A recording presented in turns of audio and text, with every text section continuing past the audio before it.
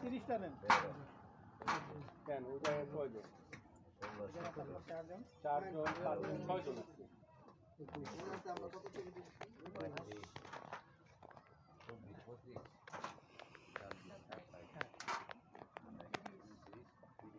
30টা আরে ভাই আমরা কি রস কি 8টা দিয়ে খাবো? হ্যাঁ 8টা 8:30টার মধ্যে আমরা রস খাবো। এখন এই যে আমরা এই সিঙ্গারা খুব টেস্ট এখানে বিকালবেলা উনি ভাজে পেঁয়াজু এবং সিঙ্গারা বানায়। এই জায়গাটার নাম হলো গুচ্ছগ্রাম।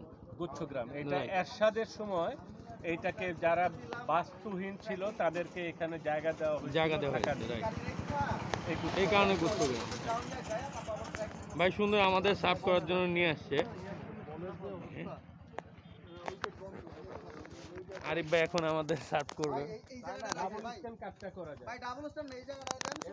ওই জায়গায় দেন, হ্যাঁ ওইখানে দেন। আমরা আছি এখন গুচ্ছগ্রামে, দেখেন